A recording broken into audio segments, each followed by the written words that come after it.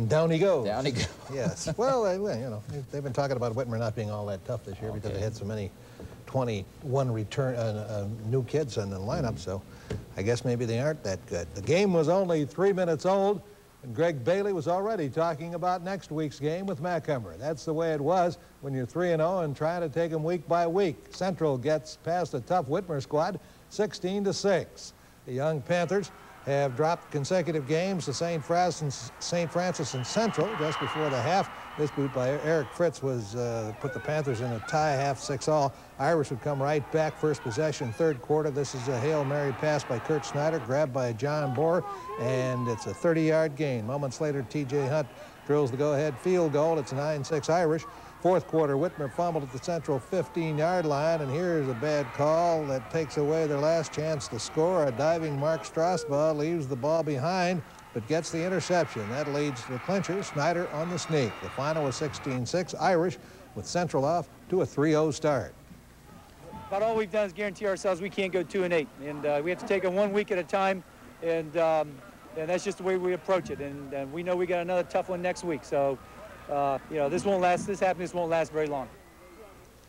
At Napoleon, here's a look at their first-year head coach. That's Mike Burke, whose Wildcats won their first and flips to Danny Kirkendall, close to. Imagine this car. Here you are to find out what happened. Yes. Right on the spot, you'll be the first to know. Thank you. St. John's has had a dreadful season up till now. 4 losses already this year, but they've won every City League game and have a fair shot at the Shoe Bowl. Titans over St. Francis 13-10. Moment of silence before the game for St. Francis wrestling coach Paul Elsey, killed in an auto accident last Friday.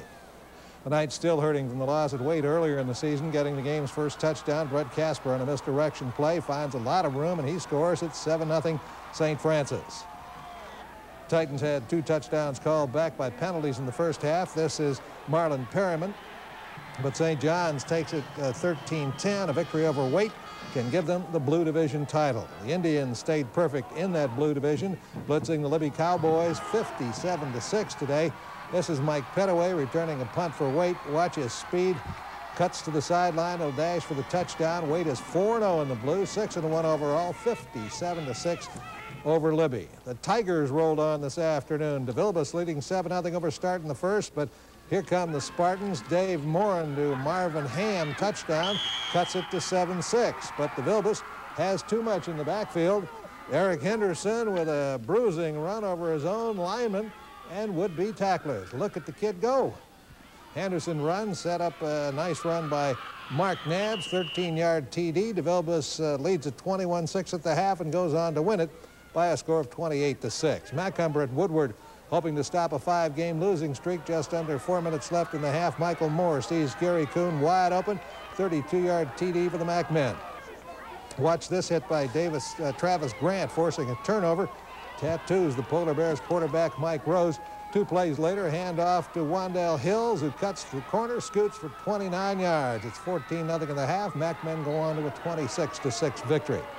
Looking at other scores in the City League, Stritch just hammered Rogers. It was Finley rolling over Bowsher 49-13 in the Northern Lakes League. Rossford defeated Maumee 19-7. Anthony Wayne 20-7 over Lake, and Perrysburg a 14-7 win from Springfield. The Fostoria Redmond, ranked 2nd in the state, had a big scare at Whitmer tonight, ahead 6-0 in the half, and Fostoria began getting charitable. A fumble at the 24-yard line. 4 plays later, Panther quarterback Aaron Bunker dashes through a big hole on the keeper, scores the touchdown. Whitmer takes a 7-6 lead.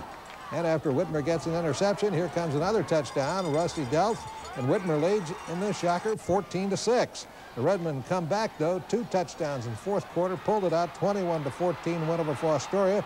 Kidwell to Brandon Hobbs. Redmen stay unbeaten. You know, we told them that Whitmer is Whitmer. They're always going to